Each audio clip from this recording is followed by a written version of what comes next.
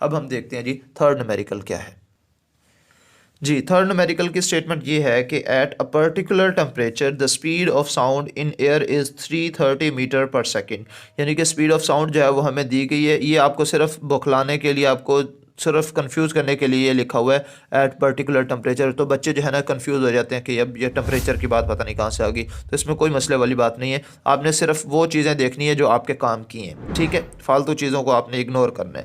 तो speed of sound in air which is equal to 330 metre per second if the wavelength is if the wavelength a note is 5 centimetre, यानी कि जो wavelength calculate की गई है, note की गई है, वो हमारे पास कितनी है 5 सेंटीमीटर है। आपने क्या चीज़ मालूम करनी है, calculate the frequency of the sound wave, is this frequency in the Audible range of the human air. आपने दो चीज़ें बतानी है। पहली चीज़ आपने ये बतानी है कि इसकी फ्रीक्वेंसी है कितनी, कैलकुलेट द फ्रीक्वेंसी। दूसरी चीज़ आपने ये बतानी है कि ये जो फ्रीक्वेंसी है ये ऑडिबल फ्रीक्वेंसी रेंज के अंदर आती है या नहीं आती। मैं आपको ये डिस्कस करके बाद में जो है वो बताऊंगा कि ऑडिबल फ्रीक्वेंसी रेंज जो है वो कितने, वैसे आप लोगों को पता होनी चाहिए 20 हर्ट्ज़ से लेकर 20,000 हर्ट्ज़ तक की जो है वो फ्रीक्वेंसी वाली जो साउंड्स होती हैं वो इंसानी कान के लिए ऑडिबल होती हैं, यानी कि काबिल समात होती हैं, सुनने के काबिल होती हैं। इससे कम फ्रीक्वेंसी वाली या इससे ज़्यादा फ्रीक्वेंसी वाली जो साउंड्स है वो इंसानी कान नहीं सुन सकता। तो कैलकुलेट करेंगे, अगर 20 या 20,000 हर्ट्ज़ के दरमियान में कोई वैल्यू आएगी तो हम कहेंगे कि जी हाँ ये ऑडिबल फ्रीक्वेंसी रेंज में आती है। तो डाटा में हमारे पास दो चीज़ें जो है वो दी हुई हैं। सबसे पहले उसने स्पीड ऑफ साउंड दी थी which is equal to 330 metre per second. दूसरी जो है वो उसने वेवलेंथ दी थी which is equal to 5 centimetre.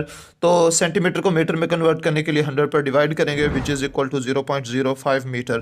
तो ये वेवलेंथ की वैल्यू भी हमारे पास आ चुकी है और स्पीड की वैल्यू भी हमें दी हुई है। तो हमने जो चीज़ मालूम करनी है वो है जी फ्रीक्वेंसी, ठीक है जी। तो अब यहाँ पे फार्मूला हमने ऑलरेडी पढ़ा हुआ है, बच्चों वाला न्यूमेरिकल है बिल्कुल ये, v is equal to F lambda. Frequency आपने मालूम करनी है, वेवलेंथ यहाँ पे मल्टीप्लाई हो रही है तो इधर आके डिवाइड हो जाएगी। So v divided by lambda which is equal to frequency. तो स्पीड की वैल्यू कितनी थी 330 डिवाइडेड बाय वेवलेंथ की वैल्यू थी 0.05। तो इन दोनों वैल्यूज़ को अगर हम डिवाइड कर देंगे तो ये हमारे पास आंसर आ जाएगा सॉरी। तो इन दोनों वैल्यूज़ को अगर हम डिवाइड कर देंगे तो डिवाइड करने के बाद हमारे पास 6600 जो है वो आंसर आ जाएगा विच इज़ इन हर्ट्ज़। अब ये हमारे पास फ्रीक्वेंसी का फाइनल जो है वो आंसर आ चुका है 6600 हर्ट्ज़। तो अब आप ख़ुद बताएं कि क्या ये फ्रीक्वेंसी जो है वो इंसानी कान की ऑडिबल जो फ्रीक्वेंसी रेंज है उसमें आती है या नहीं आती। तो जवाब है यस कि ये ऑडिबल फ्रीक्वेंसी रेंज में आती है। क्यों? क्योंकि हमारे पास जो मिनिमम फ्रीक्वेंसी होती है वो कितनी होती है यहाँ पे मैं नीचे लिख देता हूँ। मिनिमम जो फ्रीक्वेंसी होती है वो होती है हमारे पास 20 हर्ट्ज़ और जो मैक्सिमम होती है वो होती है 20 किलो हर्ट्ज़, जिसको हम 20,000 हर्ट्ज़ भी कहते हैं। तो ये एक ही बात है। तो लिहाजा ये जो हमारे पास 6600 आई है वैल्यू, तो ये हमारे पास 20 और 20,000 हर्ट्ज़ के दरमियान में से ही कोई वैल्यू है।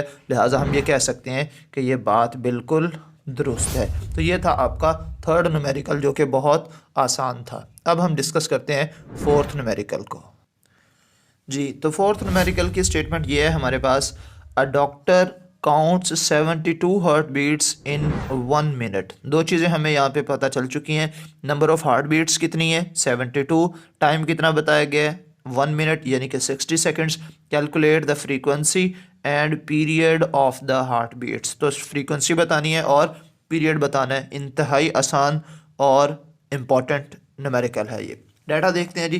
डाटा मैंने ऑलरेडी लिख दिया और ये साथ में ये भी बता दिया कि ये इंपॉर्टेंट क्वेश्चन है। जो इंपॉर्टेंट न्यूमेरिकल्स होंगे मैं आपको साथ साथ बताता रहूँगा। तो 11.2 जो है वो इम्पॉर्टेंट था, 11.4 जो है ये भी इम्पॉर्टेंट है जी। अब हम नंबर ऑफ़ हार्ट बीट्स जो है वो हम देखते हैं जी कितनी है जी 72 हमें दी हुई थी। टाइम जो दिया गया था वो था 1 मिनट, ठीक है। अब आप कहेंगे कि टाइम हमें दिया हुआ भी है और टाइम हमसे पूछा भी गया है, तो इसमें क्या फ़र्क है। एक्चुअली ये समझ लें, ये हमें वो टाइम दिया गया था कि 72 हार्ट बीट्स कंप्लीट करने के लिए कितना टाइम लगा, ठीक है। लेकिन टाइम पीरियड हमारे पास क्या होता है कि एक हार्ट बीट के लिए कितना टाइम लगेगा, यानी कि एक साइकिल कंप्लीट करने के लिए जो टाइम रिक्वायर्ड होता है उसको हम टाइम पीरियड कहते हैं। तो लिहाजा ये टोटल टाइम जो है वो हमें दिया गया है और एक हार्ट बीट का टाइम जो है वो हमने अभी कैलकुलेट करना है। तो पहले फ्रीक्वेंसी निकालेंगे, जब फ्रीक्वेंसी आ जाएगी तो उसका रेसिप्रोकल लेंगे तो हमारे पास टाइम पीरियड भी आ जाएगा। तो फ्रीक्वेंसी हम ए को जो है वो सॉल्व करते हैं। उसके लिए सबसे पहले हम जो है वो लिखेंगे फार्मूला। ये हमने लास्ट चैप्टर के अंदर भी ये न्यूमेरिकल ये फार्मूला इस्तेमाल किया था एक न्यूमेरिकल के अंदर, जो कि किसके इक्वल था, नंबर ऑफ हार्ट बीट्स या number of cycles, number of vibrations divided by total time. तो हमारे पास नंबर ऑफ हार्ट बीट्स जो है वो कितनी है 72 डिवाइडेड बाय टाइम हमें कितना दिया गया है 60 सेकेंड्स। ठीक है, तो लिहाजा हम इसको डिवाइड करेंगे तो ये आंसर आ जाएगा 1.2 हर्ट्ज। तो ये फ्रीक्वेंसी तो हमारे पास आ चुकी है which is equal to 1.2 hertz. ये ए तो हमारे पास सॉल्व हो चुका। अब हम बात करेंगे बी न्यूमेरिकल, बी पार्ट जो है वो इसका क्या है, बी हमने टाइम पीरियड मालूम करना है। So capital T which is equal to reciprocal of frequency. Frequency हमारे पास कितनी है 1.2, तो लिहाजा 1 को अगर मैं 1.2 के ऊपर डिवाइड कर दूं तो हमारे पास जो आंसर आएगा वो आएगा 0.833। ठीक है जी, तो ये टाइम है तो टाइम का यूनिट सेकेंड होगा, तो मैं यहाँ पे लिख दूंगा T which is equal to 0.833 seconds. ठीक है, तो ये था आपका फोर्थ न्यूमेरिकल। उम्मीद है ये आपको सारे न्यूमेरिकल जो है वो समझ आ चुके होंगे। आज की वीडियो में इतना ही।